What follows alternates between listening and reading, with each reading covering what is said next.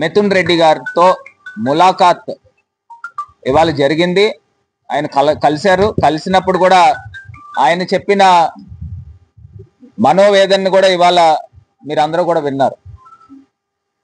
సొంత చెల్లాయి రాఖీ పౌర్ణమి రోజున రాఖీ కట్టేదానికి కూడా అక్రమంగా అన్యాయంగా అరెస్ట్ చేసింది కాక పోలీసుల సమక్షంలో అయినా రాఖీ కడతారు కదండి. దగ్గరగా నాకు తెలిసి 35 ఏళ్ళు కలిసి ఒకే తల్లి కడుపున పుట్టిన పిల్లలు, మరి వాళ్ళు రాఖీ పండగ రోజున రాఖీ కూడా జరుపుకోనివ్వకోకుండా ఏముందండి, ఇప్పుడు రాఖీ కడతారు, పోలీసుల సమక్షంలోనే రాఖీ కట్టి ఒక తిలకం పెడితే ఈ బంధాన్ని మనం ఎంత గౌరవించిన వాళ్ళు అవుతామండి. హిందూ సాంప్రదాయాన్ని తప్పే ఉందండి, నాకు అర్థం కాల. కనీసం రాఖీ కూడా ఎలో చేయలేని పరిస్థితుల్లో ఇవాళ ఈ కూటమి ప్రభుత్వం అని కూడా కాదు, తెలుగుదేశం ప్రభుత్వం.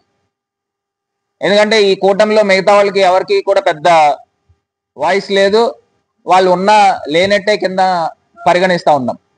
ఈ తెలుగుదేశం ప్రభుత్వంలో జరుగుతూ ఉంది. ఒక్కసారి ఆంధ్ర రాష్ట్ర ప్రజల అక్క చెల్లెమ్మలు అందరూ కూడా ఒక్కసారి దీన్ని గమనించాల్సిందిగా కోరుతా ఉన్నాం. ఇది కాకుండా లిక్కర్ పాలసీ గురించి వీళ్ళు చెప్తా ఉన్నారు. అసలు కనీసము నీతులు చెప్పడానికైనా కనీసం సిగ్గుండాలి కదండి. ఇవాళ ఆంధ్రప్రదేశ్ రాష్ట్రంలో మద్యం షాపులు రోడ్లపైన తాగేస్తున్నారు డైరెక్ట్గా. అక్కడ మద్యం షాపు బయట నుంచుని గ్లాసులు అక్కడే పెట్టేస్తున్నారు, డైరెక్ట్గా ఎత్తేసి అక్కడే గ్లాసులు పెడతా ఉన్నారు. డైరెక్ట్ నడి రోడ్డు పైన వ్యవహారం జరుగుతూ ఉంది. పర్మిట్ రూమ్లు, ప్రతి బ్రాందీ షాప్కి పర్మిట్ రూమే. డైరెక్ట్గా ఓపెన్గా అక్కడ లోపల కూర్చోబెట్టి యథేచ్ఛగా తాగిస్తూ ఉన్నారు. వీధికి ఒక బెల్ట్ షాప్ నిర్వహిస్తా ఉన్నారు రాష్ట్ర వ్యాప్తంగా. ఇది ఓపెన్ గా జరుగుతుంది. వీళ్ళు మళ్ళీ సిట్ గురించి చేసాము, మద్యం అక్రమాలు జరిగినాయి అని వీళ్ళు మాట్లాడుతూ ఉన్నారు. అసలు నాకు అర్థం కావట్లే. దొంగ అని చెప్తున్నట్టు చందంగా ఇక్కడ కనబడతా ఉంది. బాబు గారు చేసిన మద్యం దోపిడీ నెవర్ బిఫోర్, ఇంకా ఎవర్ ఆఫ్టర్ కూడా ఎవడు కూడా చేయలేడు కూడా మీకులాగా. అంత దారుణంగా తెలుగుదేశము బందిపోట్ల ముఠ అంటారు చూసారా, ఆ బందిపోట్ల ముఠ ఆంధ్ర రాష్ట్రం పైన రాబందుల్లా పడి మద్యం పైన, ఇసుక పైన, భూముల పైన పడి రాబందుల్లా పడి మొత్తము బందిపోట్ల ముఠ పడింది ఆంధ్రప్రదేశ్ రాష్ట్రం పైన. ఇవాళ మీరు ఎవరినైనా టచ్ చేయండి, ఆంధ్రప్రదేశ్ రాష్ట్రంలో మద్యము ఏ రకంగా జరుగుతూ ఉంది. ప్రతిరోజు కూడా స్థానికంగా ఉన్న ఎమ్మెల్యేకి ఏ రోజు వాటా ఆ రోజు సాయంత్రానికి వెళ్ళిపోవాల్సిందే. ఎందుకంటే ఎమ్మెల్యేల దగ్గరుండి పెట్టిస్తూ ఉన్నారు. ఇప్పుడు రాజమండ్రి సిటీ ఉందంటే ఒక 26-27 వైన్ షాప్స్ ఉన్నాయి. ఆ 27 వైన్ షాప్లో ప్రతి షాప్లో కూడా నేను ఇవాళ ఛాలెంజ్ చేస్తున్నా, ప్రతి షాపు కూడా అక్కడ పక్కన పర్మిట్ రూమ్ ఉంటుంది. ఇందాకడ మా మహిళా అధ్యక్షురాలు చెప్తున్నారు పొద్దున్న 6ంటికి తెరిచేస్తున్నారు. మా వాసు చెప్తున్నాడు అసలు కడితే కదా 6ంటికి తెరవడానికేనండి. అసలు మద్యం షాపు క్లోజ్ చేస్తే కదా 6ంటికి తెరవడానికి. అంటే 24 hours స్కీమ్ అనమాట ఇది. ఏటీఎం ఎనీ టైం మద్యం, ఏటీఎం అంటే ఎనీ టైం మద్యం. అట్లాగా ఆంధ్రప్రదేశ్లో జరుగుతుంది. ఇది నాకు తెలిసి ఎక్కడ కూడా దేశంలో ఎక్కడ కూడా జరగదు ఇలా. మళ్ళీ అసలు నాకు ఒకటి అర్థం కాని అంశం ఏంటంటే, అసలు మధ్యలో కమిషన్లు పెంచడం ఏంటంటే, ఇప్పుడు పాలసీ రూపొందించిన తర్వాత మధ్యలో వచ్చి కమిషన్లు పెంచడం ఏంటని అడుగుతున్నా. అంటే ఆ కమిషన్లు ఆ కమిషన్ నేరుగా కరకట్ట కొంపకి వెళ్ళిపోవాలా? నేను అడుగుతా ఉన్నా. ఆ కమిషన్లు మీరు ఎందుకు పెంచారు?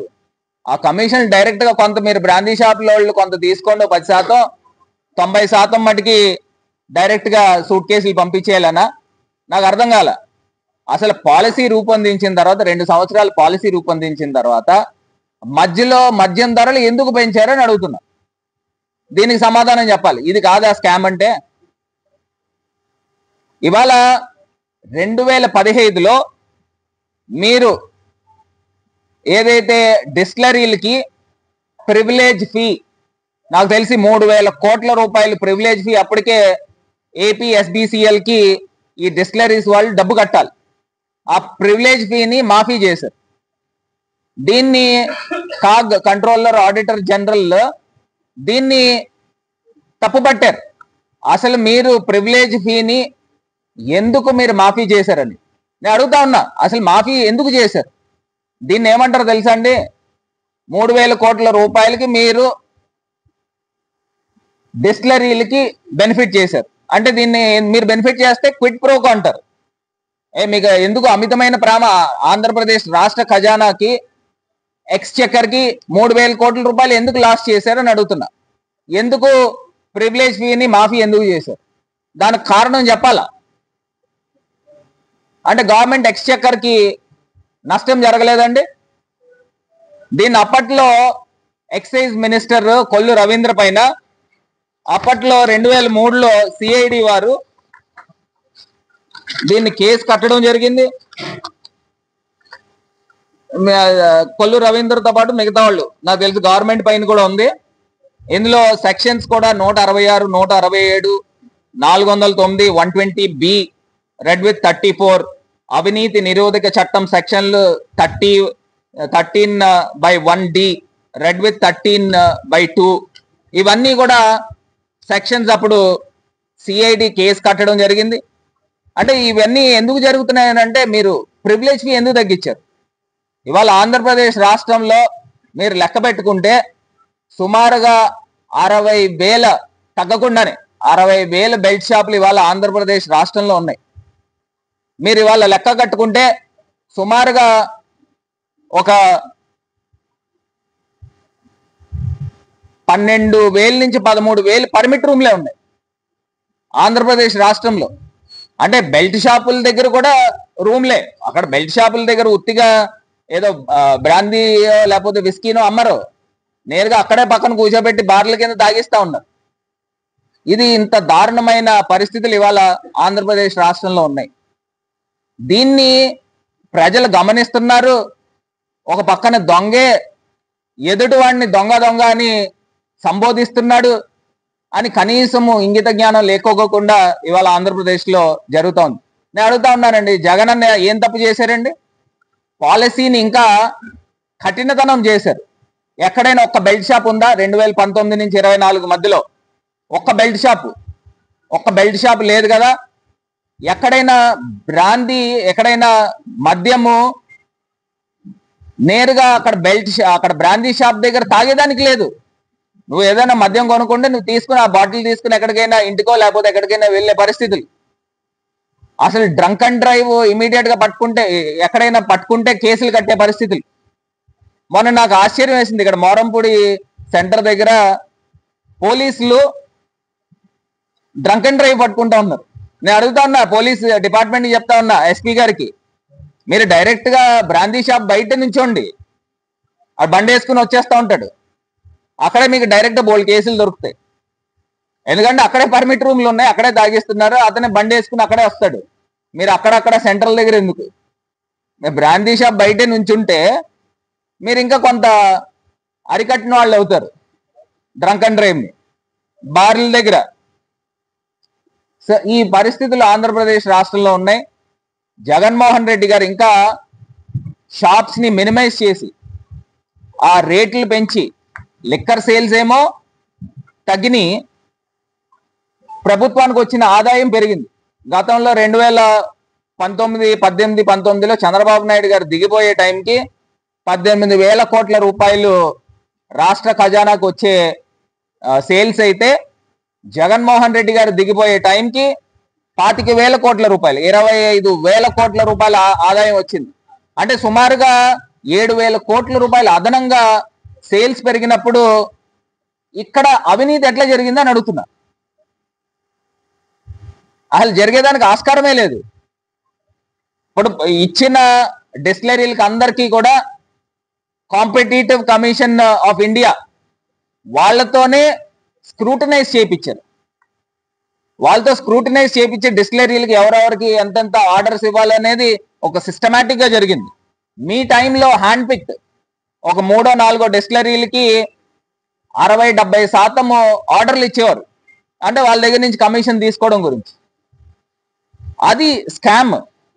అసలు ఇక్కడ ఏ రకంగా జరిగిందనేది అర్థం కావట్లా. ఇప్పుడు మా ఎంపీ గారు చెప్పినట్టు అతను ఎవడో ఒక బ్రోకర్ని తీసుకుని వచ్చి అన్ని పార్టీల వాళ్ళు నాయకులతోనూ ఫోటోలు దిగడం అతనికి అలవాటు అనుకుంటా. అతనిది ఏదో ఒక 35 కోట్లు లెక్క పెట్టేది దొరికితే ఇది మద్యం స్కామ్ లోకి సంబంధించింది అని చెప్పేసి ఆంధ్రజ్యోతి, ఈనాడు ఈ పేపర్లన్నీ వేస్తూ ఉంటారు. అక్కడేమో 2000 నోట్లు ఉన్నాయి. ఇదే డబ్బుని ఎలక్షన్ లో ఖర్చు పెట్టారని అంటారు. కనీసం జ్ఞానం కూడా లేకోకుండా 2000 కట్టలు ఉన్నాయి, ఈ డబ్బుని ఎలా ఎలక్షన్ లో ఖర్చు పెడతారండి? అంటే ఈ వీడియో ఎప్పుడుది ఇది? అంటే ఇవన్నీ కూడా కమ్మగా వండి వార్చి వీళ్ళందరూ కూడా పేపర్లు అందరూ కూడా ప్రజల ముందు వేస్తా ఉన్నారు. నేను అడుగుతా ఉన్నా, మళ్ళీ ఆ ఫామ్ హౌస్ లో దొరికిన డబ్బులు కూడా ఏసీబీ కోర్టులో మీరు హ్యాండ్ ఓవర్ చేయాలి కదా. ఏసీబీ కోర్టు ఇచ్చే నిర్ణయం వరకు మీరు ఆగాలి కదా.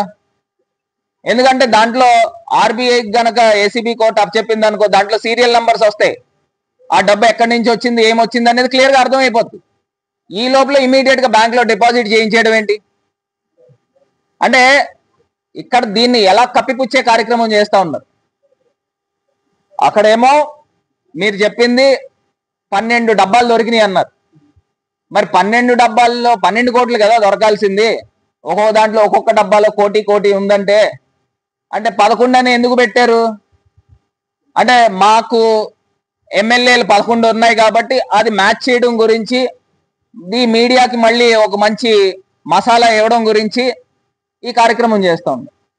ఎవరికి అర్థం కావట్లేదు అసలు మనీ ట్రయల్ జరిగిన దాంట్లో వాస్తవాలు ఏమున్నాయి. ఇవన్నీ కూడా ప్రజలను అడుగుతా ఉన్నాం, ఒక్కసారి ఆలోచన చేయమని కోరుతా ఉన్నా. ఇవన్నీ కూడా వీళ్ళంతా కూడా ఫ్యాబ్రికేటెడ్ న్యూస్ ని పూర్తి స్థాయిగా చేస్తా ఉన్నారు, అక్రమ అరెస్టులు చేస్తా ఉన్నారు. దీనికి తగిన మూల్యం కూడా త్వరలో మీరు చెల్లించుకోవాల్సి ఉంటుందని కూడా ఈ సందర్భంగా హెచ్చరిస్తా ఉన్నా.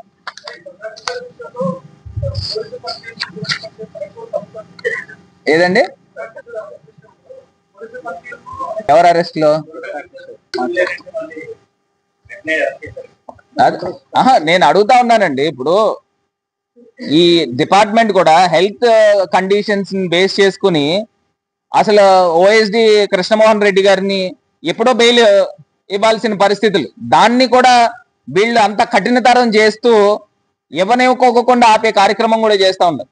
ఇప్పుడు కోర్టులు కూడా తప్పుపడతాయి. నేను అంటున్నాను, ఒక రోజు, ఒక 10 రోజులు, లేకపోతే ఒక నెల రోజులు లేట్ అవ్వచ్చు, కానీ అంతిమంగా న్యాయం గెలుస్తుంది. ఆ న్యాయం గెలిచినప్పుడు ఖచ్చితంగా రేపు మా ప్రభుత్వం వచ్చినప్పుడు ఖచ్చితంగా ఇవన్నీ కూడా దర్యాప్తు జరుగుతాయి. మీరు ఇప్పుడు చేసేది ఏంటంటే నాకు అర్థం కావట్లా. ప్రతి శాండ్ ర్యాంప్ దగ్గర ఎమ్మెల్యేకి వాటా, ప్రతి బ్రాందీ షాప్ దగ్గర ఎమ్మెల్యేకి వాటా. ఇప్పుడు వచ్చి శ్రీరంగనీతులు చెప్తా ఉన్నారు. అసలు ఎవడు నమ్ముతాడు? అసలు నేను అడుగుతా ఉన్నా ఇదే చంద్రబాబు నాయుడు గారిని, మీ పేరు చెప్తే మీ 40 ఏళ్ల ఇండస్ట్రీలో ఒక్క స్కీమ్ అయినా గుర్తొస్తుందండి? ఒక్క స్కీము, ఇగో పలానా స్కీము ఇంకా నేను తీసుకొచ్చానని చెప్పమనండి. ఇప్పుడు మీరు అన్నా క్యాంటీన్లు తెచ్చారు, అది మీ స్కీమ్ కాదు. అక్కడ కింద తమిళనాడులో అన్నా క్యాంటీన్ ఇక్కడ ఇంప్లిమెంట్ చేశారు. ఒక్క స్కీమ్ చెప్పండి. రాజశేఖర్ రెడ్డి గారి పేరు చెప్తే ఆరోగ్యశ్రీ గుర్తొస్తుంది. దాన్నే సెంట్రల్ గవర్నమెంట్ ఆయుష్మాన్ భారత్ కింద తీసుకుని వచ్చారు. వేరే వేరే స్టేట్స్, గవర్నమెంట్ ఆఫ్ ఇండియా కూడా ఆ పాలసీలను తీసుకుంటా ఉన్నారు. జగన్మోహన్ రెడ్డి గారు నాడు నేడు స్కూల్స్ ని ఎంత అద్భుతంగా డెవలప్ చేశారండి. ఇప్పుడు ఆ స్కూల్స్ లోనే మీరు ప్రోగ్రాములు చేస్తున్నారు, పేరెంట్ చిల్డ్రన్ మీటింగ్ అని. అమ్మఒడి కూడా జగన్మోహన్ రెడ్డి గారు, ఇప్పుడు అది జగన్ గారిది అయితే ఆ పథకం లోకేష్ గారు మైండ్ లోంచి వచ్చిందంట అని చంద్రబాబు నాయుడు గారు నిస్సిగ్గుగా తల్లికి వందనం దాని పేరు మార్చారు, ఆయన ఆలోచనలోంచి వచ్చిందంట. అసలు కనీసం మనకైనా కొంత జనాలు వింటున్నారు. ఈ పథకం తీసుకొచ్చింది జగన్మోహన్ రెడ్డి గారు. సరే ఇది కాకుండా వేరేది ఏదన్నా మనం కితాబిచ్చుకుంటే పోనీ కొంచెం గౌరవంగా ఉంటుందని కనీసం ఆలోచన చేయరండి.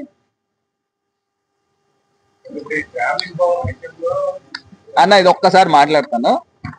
ఇది ఒక్కసారి స్వచ్ఛ భారత్ బాబు రామ్మ స్వచ్ఛ సర్వేక్షణ్ 2024 రాజమహేంద్రవరానికి మొన్న ఎలక్షన్స్ ఉండడం వలన ఢిల్లీలో యాక్చువల్ గా ప్రెసిడెంట్ ఆఫ్ ఇండియా చేతుల మీద తీసుకోవాలి, అర్బన్ మినిస్టర్ చేతుల మీద తీసుకున్న సందర్భం కలెక్టర్ గారు వెళ్ళి నేను అడుగుతా ఉన్నా, ఇది మీరు సాధించిన ఘనత మేం సాధించిన ఘనత?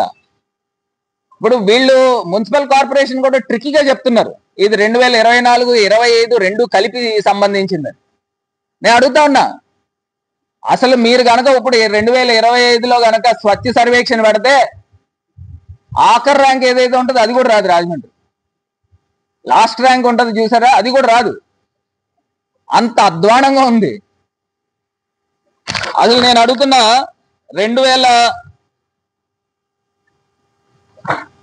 2019లో 128వ ర్యాంక్ వచ్చింది. కిందకి దించమ్మా.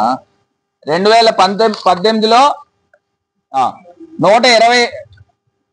128వ ర్యాంక్, 2019లో 98వ ర్యాంక్, 2020లో 51వ ర్యాంక్, 2021లో 41వ ర్యాంక్, 2022లో 97, 2023లో 59వ ర్యాంక్. 2024 అంటే ఎలక్షన్స్ ఉంది కాబట్టి వీళ్ళు కార్యక్రమం నిర్వహించాల. 2024ది వీళ్ళు క్రెడిట్ తీసుకుంటా ఉన్నారు. నాకు ఆశ్చర్యం వేస్తా ఉంది. మేము ఎంత కష్టపడి మొత్తము మాకున్న పర్సనల్ లైఫ్ ఇంకా ఇంకేం లేదు, నాది ఒకటే ధ్యేయం, రాజమండ్రి డెవలప్మెంట్ డెవలప్మెంట్ డెవలప్మెంట్. అది ఒకటే.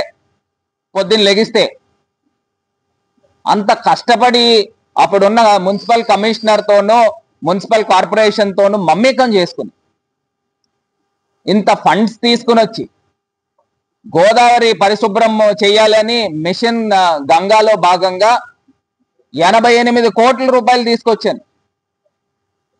దాన్ని ఆ ఫండ్స్ ని వాడడం చేత కావట్లేదు ఇప్పటికీ. అది ఇప్పటికీ ఆ ఎస్టీపీని పూర్తి స్థాయిగా నిర్మాణం కంప్లీట్ కాల. ఎందుకు కావట్లేదు అని అంటే, ఎవడైతే ఎస్టీపీ కాంట్రాక్టర్ ఎవడైతే ఉన్నాడో అతను ఎమ్మెల్యేకి కమిషన్లు ఇవ్వాల. అందు గురించి పనులు ముందరకు వెళ్ళట్లా, అతను ఇచ్చుకోలేని పరిస్థితులు. అసలు నేను ఎప్పుడు 2022లో తీసుకుని వస్తే సరే, ఇప్పుడు ఆ ప్రాసెసింగ్ ఇవన్నీ ఒక సంవత్సరంన్నర కాలం పోయింది అనుకోండి, మేము గవర్నమెంట్ దిగిపోయే టైంకి వర్క్లు ప్రారంభమైనవి. ఇప్పటికైనా కంప్లీట్ చేయాలి కదా. గోదావరిలో మురుగునీరు కలవకూడదు, దానికి సంబంధించి తీసుకుని వచ్చాను. దాన్ని ఇప్పుడు దాకా కార్యరూపం దాల్చల. 88 కోట్ల రూపాయలు ఫండ్స్ వాడడం కూడా చేత కావట్లేదు. ఇవాళ 19th ర్యాంక్ ఆంధ్రప్రదేశ్లో, I think only city highest 19th rank వచ్చిన సిటీ ఆంధ్రప్రదేశ్లో రాజమండ్రి ఒకటే. అంటే అంత పర్యవేక్షణ చేస్తూ అంత కార్యక్రమం అంత చిత్తశుద్ధిగా మేము పనిచేసాం. ఇవాళ ఏం జరుగుతుంది రాజమండ్రిలో? ఎక్కడైతే డెవలప్మెంట్ జరిగిందో దాన్ని అంతా కూడా నిర్వీర్యం చేస్తూ ఉన్నారు. మొత్తం అంతా కూడా భ్రష్టు పట్టిస్తూ ఉన్నారు. మోరంపూడి ఫ్లైఓవర్ పైన లైట్లు వేయించలేని దౌర్భాగ్యమైన పరిస్థితుల్లో ఈ ప్రభుత్వం ఉంది. అది ఎమ్మెల్యే ఉంటే ఎంత, ఊడిపోతే ఎంత. కనీసం సర్వీస్ రోడ్లు వేయించలేని దౌర్భాగ్యమైన పరిస్థితులు. మళ్ళీ అంటాడు ఈవీఎం ఎమ్మెల్యే అంటాడు అభివృద్ధి లక్ష్యం అంటే. బాబు నిద్రపోకు, ముందర నువ్వు కళ్ళు తెరిచి ముందర ఫస్ట్ నీ పక్కనే ఉంది మోరంపూడి సెంటర్, ఆ రోడ్లు వేయించి, ఆ రోడ్లు వేయిస్తే నీకు ఎన్నో కొన్ని మార్కులు పడతాయి. పొద్దున్న లెగిస్తే అవినీతి పైన దృష్టి పెట్టినంత ఇది కనీసం అభివృద్ధి పైన ఇంత కూడా దృష్టి పెట్టలేని పరిస్థితులు. ఇవాళ గోదావరి నదిలో మురుగునీరు కలుస్తుందని నేను నేరుగా నేషనల్ గ్రీన్ ట్రైబ్యునల్ ఓపెన్ చేయి నేషనల్ గ్రీన్ ట్రైబ్యునల్లో కేసు ఫైల్ చేయడం జరిగింది. సెప్టెంబర్ 1వ తారీఖున చెన్నై నేషనల్ గ్రీన్ ట్రైబ్యునల్లో సెప్టెంబర్ 1వ తారీఖున first government of India, government of Andhra Pradesh, collector of east Godavari, municipal corporation of Rajahmundry వీళ్ళందరినీ కూడా పార్టీలను చేసి ఇవాళ ఎన్జిటిలో ఫైల్ చేయడం జరిగింది. అది కాదమ్మా, ఎన్జిటిది ఓపెన్ చేయి. ఎన్జిటిలో కేసు ఫైల్ చేయడం జరిగింది. అంటే నేను అడుగుతున్నా, మీరు పుష్కరాలు ఇంకేం ముఖం పెట్టుకుని చేస్తారని అడుగుతున్నా. డైరెక్ట్ గా డ్రైనేజ్ వాటర్ గోదావరిలో కలిసిపోతా ఉంటే, గోదావరిని అపవిత్రం చేస్తా ఉంటే కనీసం సిగ్గు లేకోకుండా మళ్ళీ హ్యావ్లాక్ బ్రిడ్జ్ కి అంట 100 కోట్లు తీసుకొచ్చి అన్నారు. అసలు హ్యావ్లాక్ బ్రిడ్జ్ అది కంప్లీట్ చేయాలని అంటే 400-500 కోట్లు అవుతుంది. కానీ 100 కోట్లు దానికి ఖర్చు పెట్టట్లా, 34 కోట్లు ఖర్చు పెడుతున్నారు. అందులో 18% జిఎస్టీకి పోతుంది. అంటే మిగిలేది ఒక 26-27 కోట్లు. అందులో కాంట్రాక్టర్ దగ్గర తమరు ఎంత కమిషన్ తీసుకుంటారు, అతను నిజంగా అక్కడ పెట్టి ఖర్చు పెట్టేది ఎంత, ఇవన్నీ కూడా రేపు తెలుస్తాయి. మీరు ఏం డెవలప్మెంట్ చేస్తారో. ఇంకా నేను ఆలోచనలు చేసి అందులో మీరు 10% అయినా ఇంప్లిమెంట్ చేయండి, ఎంత కాస్త కోస్త పేరైనా వస్తుంది. ఇవాళ అవినీతి చేయడంలో నెంబర్ 1 రాజమండ్రి ఈవీఎం ఎమ్మెల్యే, అవినీతి చేయడంలో నెంబర్ 1. అది నేను చెప్తున్నా. అప్పుడు ఫండ్స్ తీసుకొచ్చి నేనండి 125 కోట్ల రూపాయలు జగన్మోహన్ రెడ్డి గారు రాజమండ్రి పైన ఉన్న ప్రేమతో నేను రిక్వెస్ట్ చేస్తే 125 crores స్పెషల్ గ్రాంట్ ఇచ్చారు.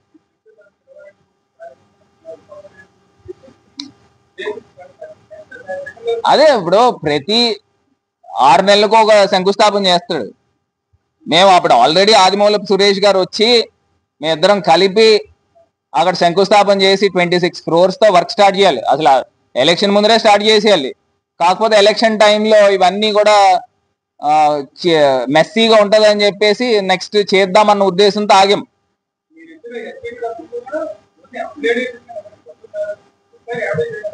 అవును, ఇప్పుడు రాజమండ్రిలో 60-70 MLD మురుగునీరు రోజుకి వస్తుందండి.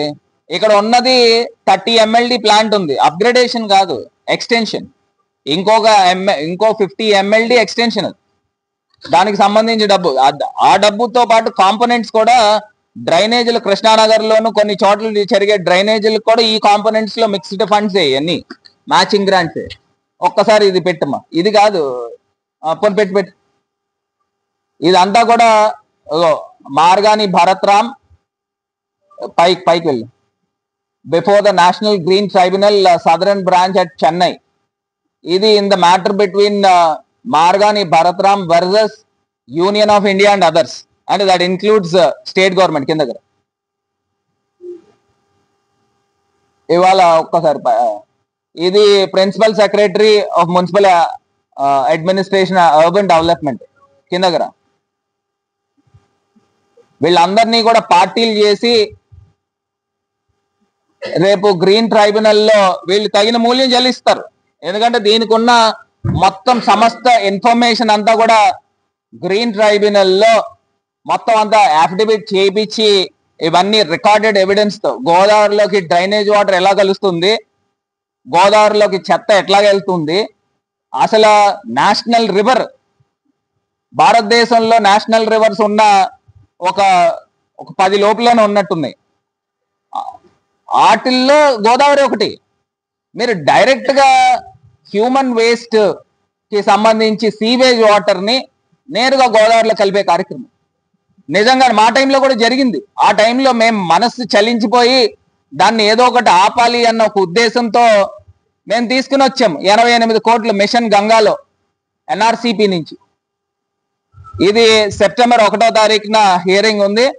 వీళ్ళు గవర్నమెంట్ తరపున కూడా వీళ్ళు అఫిడవిట్ ఫైల్ చేస్తారు. అఫిడవిట్ ఫైల్ చేసిన తర్వాత మ్యూజిక్ ఏ రకంగా ఉంటుందో ఒకసారి చూద్దరు. కానీ మీకు ఎన్ని 100 కోట్లు 1000 కోట్ల రూపాయలు గవర్నమెంట్ ఫైన్ వేస్తారు, మీరు ఇమ్మీడియట్ గా దాన్ని టేకప్ చేసే కార్యక్రమం ప్రతిపక్షంగా మేము నిర్వహిస్తా ఉన్నాం. ఈ ఒక్కదాంతో ఆగదు. ఇంకొక 4-5 రోజుల్లో, అంటే ఇది ఆల్రెడీ ఫైల్ అయింది, ఇంకా బెంచ్ మీదకి రావాలి. శాండ్ పైన కూడా ఏ రకంగా డ్రెడ్జ్ చేస్తా ఉన్నారు అన్యాయంగా, అక్రమంగా. బోట్మెన్ సొసైటీల పేర్ల మీదేమో వీళ్ళు పర్మిషన్లు తెస్తారా? అక్కడ ఏం చేస్తున్నారు, మొత్తం డ్రెడ్జింగ్ బోట్లు, ప్రతి ర్యాంప్ లోనూ 10 20 డ్రెడ్జింగ్ బోట్లు. మొన్న ఏదో సీజ్ చేశారంట. సీజ్ చేస్తే 3 టౌన్ పోలీస్ స్టేషన్లో కేసు కట్టలా. ఎందుకు కేసు కడితే అవన్నీ సీజ్ చేసి పక్కన పెట్టాలి. వాళ్ళేమో మళ్ళీ మైన్స్ డిపార్ట్మెంట్కి రిఫర్ చేస్తూ ఉన్నారు. నేను అడుగుతా ఉన్నాను, ఏంటిది ఇది? It's a mockery. అసలు పోలీస్ డిపార్ట్మెంట్ ఏం చేస్తూ ఉన్నారు? 11 బోట్లు నాకు తెలిసి అక్కడ కోట్లింగాల్ ఘాట్ దగ్గర దానిపైన కేసు ఫైల్ చేస్తే 3 టౌన్ డిపార్ట్మెంట్ ఎఫ్ఐఆర్ కట్టట్లా. ఎందుకు కట్టట్లేదు సిఐ నన్ను అడుగుతా ఉన్నా. అందులో మీ వాటా ఎంత ఉందని అడుగుతా ఉన్నా. అక్కడ మల్లైపేట ప్రజలందరూ కూడా గోల పెడతా ఉన్నారు, గగ్గోలు పెడతా ఉన్నారు, సేవ్ మల్లైపేట అని పెడతా ఉన్నారు. ఇప్పుడు వరదలు రావడం వల్ల ఒక 4 రోజులు ఆగింది, కొంచెం ప్రశాంతంగా ఉన్నారు. ఇప్పుడు మళ్ళీ రిసీట్ అయింది, మళ్ళీ మొదలవుతుంది అనుకుంటా. విన్నాను, నిన్న మొన్న స్టార్ట్ చేశారు. మేము డెఫినెట్గా వెళ్ళి అడ్డుకుంటాం. ఇది ఎమ్మెల్యేకి వాటా లేకపోతే ప్రజలందరూ కూడా గొడవ చేస్తున్నారే, సిటీ మధ్యలోంచి ర్యాంపులు ఉండకూడదని తెలీదా? ఈ ఎమ్మెల్యేకి బాధ్యత లేదా? ఈవీఎం ఎమ్మెల్యేకి వాటాలు ఉన్నాయి కాబట్టి అది ఆపట్ల. రోజుకి డైలీ పేమెంట్ చెప్తా ఉన్నారు చాలా మంది. అక్కడ రోజుకి 700-800 లారీలు బయటికి వెళ్తున్నాయండి సిటీ పరిధిలోంచి. అసలు సిటీ లిమిట్స్ లో శాండ్ ర్యాంపులు ఉండకూడదని తెలీదా? మా టైంలో మేము పెట్టామా? మా టైంలో కోట్లింగాల్ ఘాట్ దగ్గర ర్యాంపులు ఉన్నాయా అని అడుగుతా ఉన్నా. ఎమ్మెల్యేకి డైలీ మామూలు కావాలి కాబట్టి ర్యాంపులు పెట్టించాడు. ఖచ్చితంగా అడ్డుకుంటాం. అందరూ అండి, అధికారులే మెయిన్ పార్టీలు ఉంటారు. వీళ్ళందరూ అన్అఫీషియల్ గా డబ్బులు తీసుకుంటారు. ఈవీఎం ఎమ్మెల్యే బ్యాచ్ అంతా కూడా వాళ్ళ మనుషుల్లే పెట్టాడు. ఆవిడ డాక్టర్ అంట, మొత్తం మేనేజ్మెంట్ అంతా వాళ్ళ బామ్మర్దులు అంట, మొత్తం వాళ్ళందరూ అక్కడే ఏడుస్తున్నారండి. ఇవాళ రాజమండ్రిలో స్థలాలు కబ్జాలు జరుగుతూ ఉన్నాయి. అది నాకు ఆశ్చర్యం అనిపిస్తూ ఉంది. ఇక్కడ రామాలయం సైట్ గురించి మాట్లాడా, దాన్ని మొన్న అతను ఎవడో ఫోన్ చేసి నన్ను అడుగుతా ఉన్నాడు, రిక్వెస్ట్ చేస్తున్నాడు, ఏమంటే అది ఆ సైట్ కొనుక్కుంటున్నామండి, కొంచెం మీరు దాన్ని అడ్డుకోవద్దండి అని అడుగుతున్నాడు. నేను అడుగుతున్నా, అసలు ఆ సైట్ ఎవరిది? కొనుక్కోవడానికి మీరెవరు? అది కోట్ల రూపాయల సైట్, కరెక్ట్ గా హోండా షోరూమ్ కి ఎదురుగుండా రామాలయం సైట్. అది గవర్నమెంట్ ఎక్సెస్ ల్యాండ్, అది గవర్నమెంట్ ల్యాండ్ 1390 గజాలు. దాన్ని 3 ముక్కలు చేసి అమ్మేశారంట. వాళ్ళు కొనుక్కున్నారంట. వాళ్ళు ఎవరో, నేను అడిగా ఎంత కొన్నావయ్యా అని. చెప్తాను సార్ నేను అడుగుతున్నాను, ఇంత దారుణమైన పరిస్థితులు ఇవాళ రాజమండ్రిలో ఉన్నాయి. గౌతమి సూపర్ బజార్ గురించి చెప్తాను, దాన్ని ఏం చేశాడని అంటే ఏం లేదు, అక్కడ డబ్బులు తీసుకోవడం, ఇక్కడ డబ్బులు తీసుకోవడం. ఇంకొకటి ఏకేసి కాలేజ్ బయట, అది ఒక్కసారి ఫోటో పెట్టమ్మా. అసలు ఎవరండి వీళ్ళంతా? ఎక్కడి నుంచి వస్తున్నారు వీళ్ళంతా? ఏకేసి కాలేజ్ హ్యాపీ స్ట్రీట్ కి ఆనుకుని 2 రోడ్ కార్నర్ 1500 గజాలు ఉంటుంది నాకు తెలిసి. అప్పుడు ఉన్న టైంలో చైర్మన్ అసదుల్లా గారు ఉన్నట్టున్నారు. ఆయన టైంలో ఎవరికో అప్పనంగా వరద రవికిరణ్ అంట, అతనికి ఆ సైట్ లీజ్కి రాశారు. మరి ఎన్ని సంవత్సరాల లీజ్ నేను చూడలేదు. అది ఆ బోర్డులు పెట్టుకున్నారు. మళ్ళీ వెంటనే కోర్టుకి వెళ్ళిపోయి ఆ కోర్టులో డబ్ల్యూపీ వేశారు. నేను అడుగుతా ఉన్నా, ఒక దాతలు ఎంతో గొప్ప మనసుతో పిల్లల భవిష్యత్తు దృష్టిలో పెట్టుకుని అక్కడ ఆంధ్రకేసరి కళాశాలను నిర్మాణం చేస్తే దానికి ఆనుకున్న సైట్ ని అప్పనంగా, నాకు తెలిసి అక్కడ గజం 3 లక్షలు తక్కువ ఉండదు.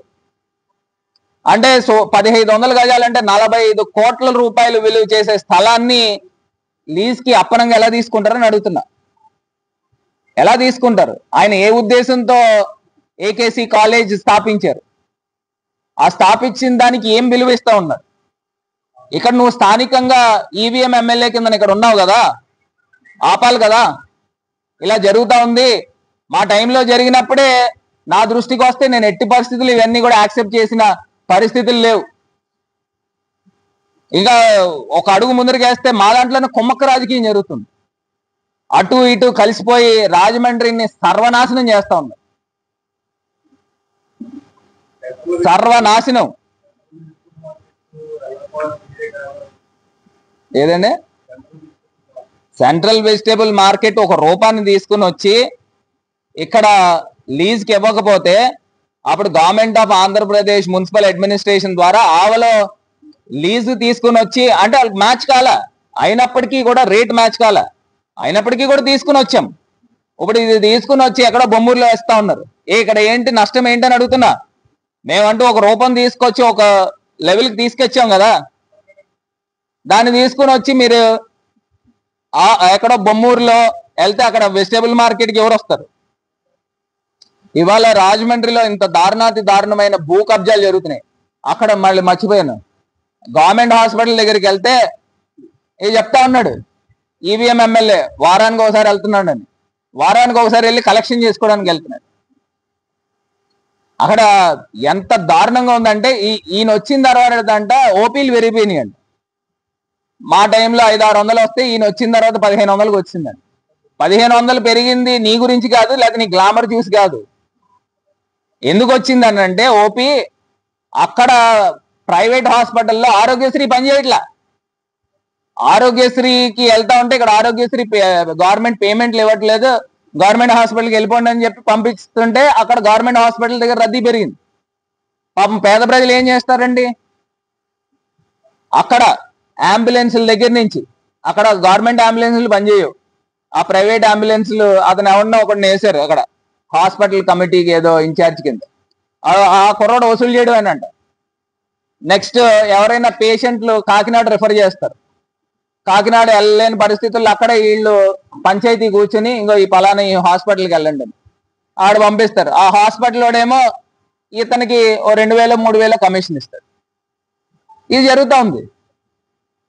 అసలు ఇంత దారుణంగా ఇప్పుడు అంబులెన్సులు అక్కడ లోపల ఉన్న అంబులెన్సులు పనిచేయవు, బయట నుంచి అంబులెన్సులు తీసుకొస్తా ఉన్నారు. మళ్ళీ అంబులెన్స్ వాడికి పేమెంట్ ఇవ్వాలి. మళ్ళీ వాళ్ళు ఎవరైనా అంబులెన్స్ తీసుకొస్తే దాన్ని కూడా అలౌ చేయరు, ఇక్కడ ఉన్న అంబులెన్స్నే వాడాలి.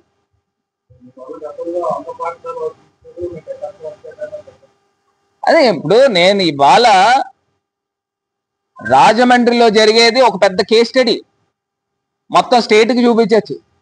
ఇంత దారుణంగా నిలువెత్తు దోపిడీ చేయొచ్చు అని చూపించచ్చు. అక్కడ బయట ఒక జనరిక్ మెడిసిన్ షాప్ ఉండేది, తెలుగుదేశం కార్యకర్త అయినా కానీ మా టైంలో మేము ముట్టుకోలే, సర్లే ఏదో ఆడపిల్ల బతుకుతుందని. ఆమె దగ్గర 25-30 లక్షలు తీసుకున్నారని చెప్పి ఆమె వాపోతా ఉంది. ఎంత గొడవ చేశారండి? ఆమె దగ్గర డబ్బులు తీసుకున్నారు. అసలు మా టైంలో అవినీతి మరకింతైనా ఉందా అని అడుగుతాం. సొంత ఆస్తులు అమ్ముకుని నిస్వార్థంగా పనిచేసినాం. ఇవాళ ఏదైనా ఒక ఫోన్ ముందరికి వెళ్ళినా లేదా ఒక అడుగు ముందరికి వేసినా కమిషన్. ఎక్కడైనా కొబ్బరికాయ కొట్టడానికి వెళ్తే ఆ ముందర ఫస్ట్ కమిషన్ ఇంటికి వస్తేనే కొబ్బరికాయ కొట్టడానికి వెళ్తాడు ఈ ఈవీఎం ఎమ్మెల్యే. అంత దారుణమైన పరిస్థితులు ఇవాళ రాజమండ్రిలో ఉన్నాయి. దీనికి తగిన మూల్యము ఖచ్చితంగా చెల్లించుకుంటారు. నేను అన్నాం కదా, ఈవీఎం ఎమ్మెల్యేని ఉత్తినల్లా నీ పేరు సార్థకత్వం అయిపోతుంది. ఇప్పుడు మొత్తం అంతా దేశం అంతా కూడా కోడైకి వస్తుంది. అసలు ఏ రకంగా ఈవీఎంలను మ్యానిపులేట్ చేస్తున్నారు, ఏ రకంగా ఓట్స్ ని చోరీ చేస్తున్నారు. రాహుల్ గాంధీ కూడా మాట్లాడాడు. ఇవన్నీ కూడా త్వరలో బయటకు వస్తాయి. నీ మెజారిటీ లేనిది, నీ కథ ఏంది, నీ గొడవ ఏంది, రాజమండ్రికి అసలు నువ్వు ఏం చేసావు, నువ్వు అసలు రాజమండ్రికి నీ కుటుంబం ఏం చేసింది, ఇవన్నీ కూడా వస్తాయి బయటికి.